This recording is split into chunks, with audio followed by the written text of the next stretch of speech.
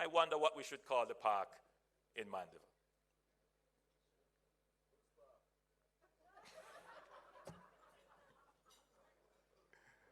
What about industry? Innovation, solidarity,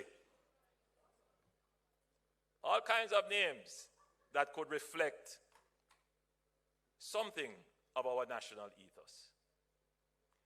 So I wanted to make this announcement here that Mandeville will have its parish park that will be equal or better than the ones that we have built before. Now, I'm sure many businesses here would know that we had introduced a special arrears settlement program to encourage taxpayers who have outstanding taxes to clear their principal balances by the 31st of March 2025 and take advantage of having their interest, penalties, and surcharges waived. Now, we have received many requests to have this extended.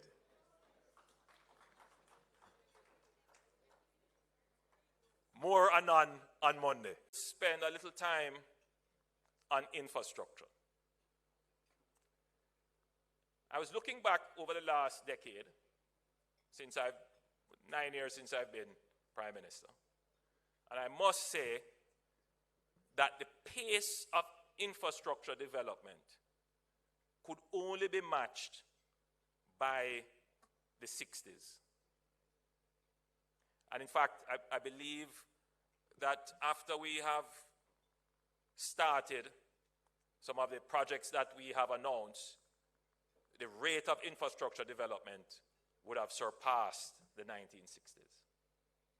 So if you consider that in the 1960s, that's when we built out downtown Kingston, for example, and we built out many of the roads that we had.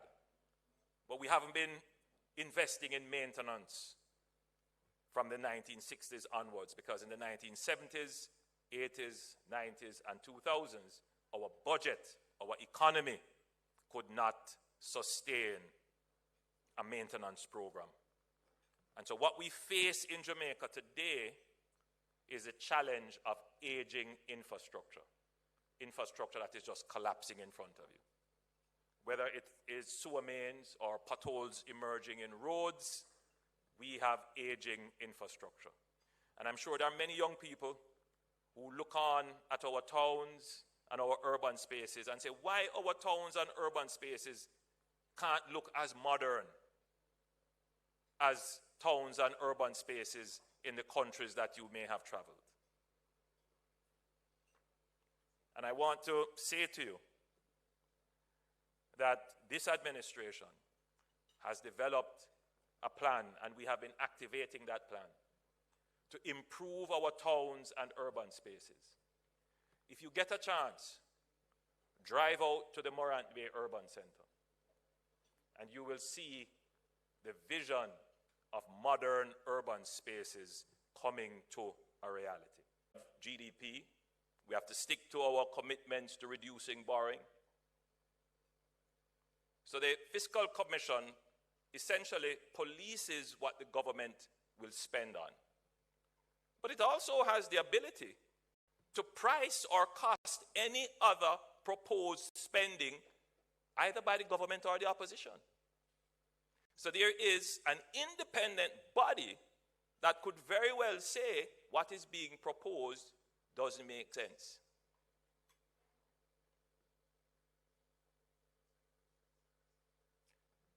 In our last budget, several proposals were made, and the Minister of Finance costed it and showed that those promises didn't make sense. Couldn't be financed, would wreck the budget.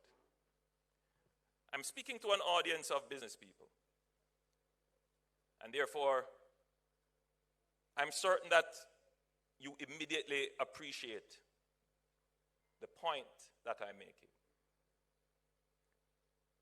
The development of this country cannot be made on empty promises. You can't come to Parliament and make promises, and then when tackled, you get up and say, it was not my intention that these would be implemented. In effect, empty promise. Jamaica has changed. For the first time, promises were costed. The public can see what promises make sense and what does not make sense. It is an important step for the development of our country because for too long, our electorate has been misled. And our political economy has focused on the wrong things.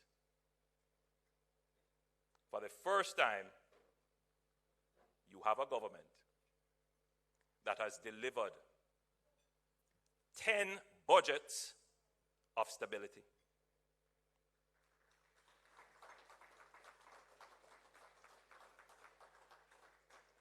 And when I say this, I know it is hurtful to some people because they want to deny it.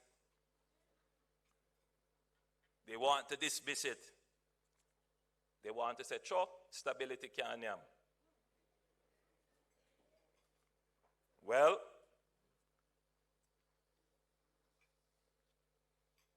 Jamaica today is